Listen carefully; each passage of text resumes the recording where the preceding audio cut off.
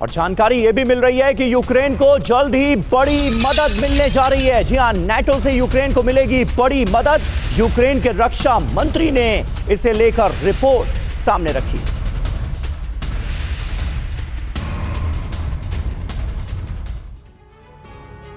तो देखिए, यूक्रेन को नाटो की तरफ से जो मदद दी गई है उसके बारे में और क्या जानकारी है वो हम आपको बताने जा रहे हैं। किस तरीके से लगातार नाटो के जो देश, खासकर यूरोपीय देश जो हैं, वो बैकअप कर रहे हैं, वो बैकअप दे रहे हैं यूक्रेन को ताकि वो इस जंग में बना रहे। तो ब्रिटेन की बात करें, $350 मिलियन ब्रिटेन की तरफ से यूक्रेन को मिलेंगे। 1 लाख ड्रोन, साथ ही ये भी सहयोग दिया जाएगा ताकि वो ड्रोन हमलों को और ज्यादा घातक बना सके। तो एक तरफ आर्थिक मदद, वहीं दूसरी तरफ ड्रोन के जरिए भी उसे मदद की जा रही है। जो मौजूदा हमला था, ताजा हमला था, उसमें भी यही माना जा रहा है कि जर्मनी की तरफ से ऐसे ड्रोन दिए गए जो AI सपोर्टेड थे और उन्होंने अपने टारगेट को हिट किया।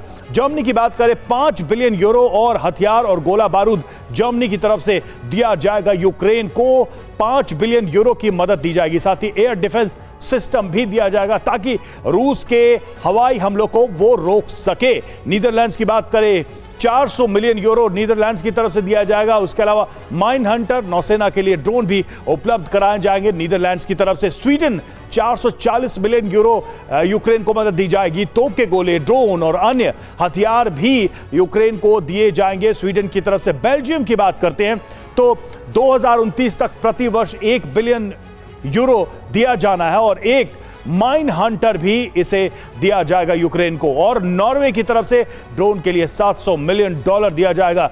नाटो यूक्रेन ट्रस्ट फंड को $50 मिलियन की मदद दी जाएगी। तो एक तरीके से पूरी तरह से नाटो के देश यूक्रेन को फ्यूल कर रहे हैं ताकि वो इस जंग में बना रहे था। पर सर, एक चीज है, हर बार यह कहा जाता है कि नाटो इस जंग में उतर जाएगा तो विश्व युद्ध हो जाएगा।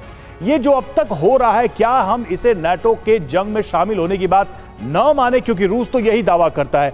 ट्रेनिंग दी जा रही है, सारे इक्विपमेंट्स दिए जा रहे हैं, आर्थिक मदद दी जा रही है, इंटेलिजेंस इनपुट दिया जा रहा है और यूक्रेन इतने लंबे समय तक इस युद्ध में सर्वाइव कर रहा है। देखिए, इसकी कुछ इंप्लीकेशंस है। नाटो मदद तो यूक्रेन की, जैसे आपने अभी बताया, इतनी मदद कर रहा है तो वो एक्चुअली खुद नहीं आना चाहता, वो चाहता है। देखिए होगा क्या अगर यूक्रेन को मदद नहीं मिलती, अमेरिका ने मना कर दिया, अगर यूरोप भी मदद नहीं करेगा तो रशिया 2-4 महीने 6 महीने के बाद यूक्रेन के बल्क के ऊपर कब्जा कर लेगा, उसको हरा देगा। तो फिर उसके बाद क्या है, पूरे यूरोप के ऊपर रशिया का फियर फैक्टर आ जाएगा कि रशिया अब नेक्स्ट किस पे आएगा।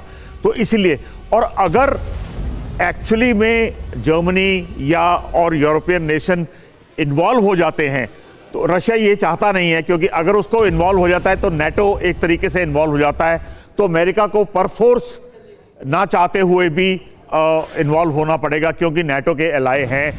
एक तरीके से संधि है, चाहे ट्रंप उसको माने ना माने, लेकिन किसी हालात में किसी स्टेज पे हो सकता है अमेरिका भी। तो आप जो वर्ल्ड वॉर स्टेज की बता रहे हैं वो हो सकता है, क्वाइट पॉसिबल है। फार फेच्ड आइडिया लगता है लेकिन पॉसिबल है। ठीक है, आपको पॉसिबिलिटी नजर आ रही है।